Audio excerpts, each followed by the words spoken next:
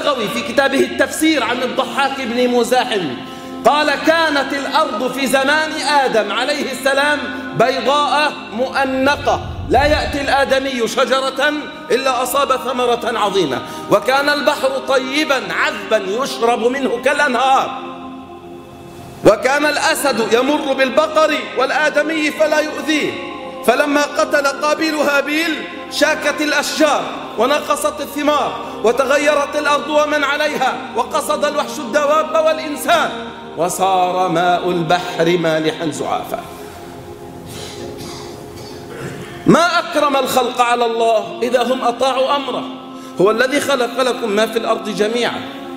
النبي صلى الله عليه وسلم وصف لنا الحياة الطيبة التي لا أطيب منها حين تخلو الأرض من الشرك والظلم، فقال صلى الله عليه وسلم متلهفا على هذه الحياة، يقول صلى الله عليه وسلم: يا طوب عيش بعد عيسى عليه السلام 3 مرات، يا طوب عيش بعد عيسى عليه السلام،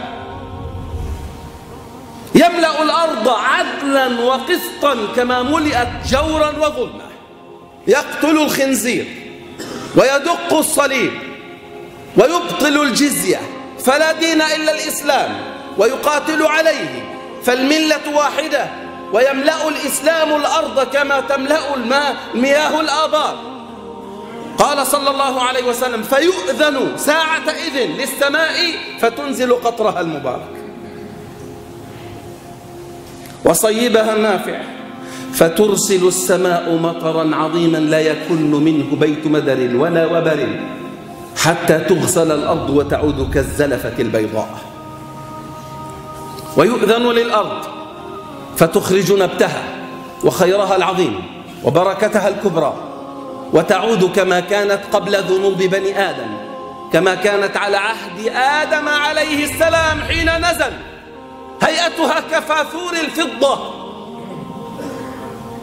ويقال لها: أخرجي ثمرتك وردي بركتك التي غارت لما قتل هابيل، وردي بركتك.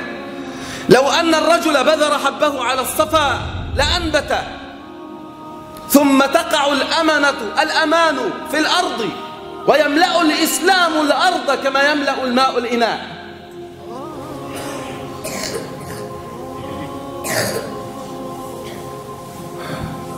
تأكل الجماعة ساعتئذ في ظل السبلة الواحدة، وتأكل الجماعة والعصابة من 10 إلى 40 من حبة الرمان الواحدة، ثم تستظل بقشرتها بقحفها، ويحمل عنقود العنب وقر بعير على ظهر البعير الكبير، يجتمع عليه النفر فيشبعهم، يجتمع عليه النفر ذو العدد الكبير فكل يأخذ حظه من العنب. ويبارك في الرسل في اللبن، يبارك في الرسل، تسمن دواب الأرض جدا حتى يبارك في الرسل، حتى إن اللقحة الواحدة من الإبل تكفي فئاما من الناس، واللقحة من البقر تكفي قبيلة من الناس، واللقحة من الغنم تكفي الفخذ من الناس.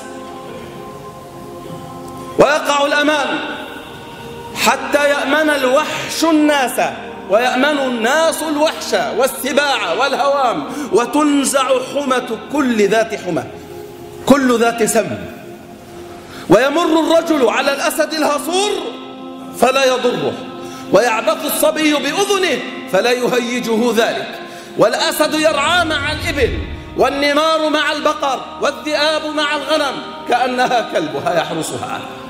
ويطأ الرجل في مشيه على رأس الحنش وعلى الحية فلا تنهشه، ويلعب الصبيان بأبواب البيوت مع الحيات فلا تؤذيهم. ثم يرفع الله الشحناء والبغضاء من قلوب الناس، ويرفع الله الحسد، ويفيض المال فلا يقبله أحد، حتى إن الفرس العربية العظيمة تباع بالدريهمات القليلة، والثور يباع بكذا وكذا من المال، يباع الثور بالمال الكثير. قالوا: يا رسول الله ما يرخص الفرس؟ قال: لا تركب لحروب أبدا. أمان لا تركب لحروب أبدا. قالوا وما يغلي الثور؟ قال تحرث الأرض كلها.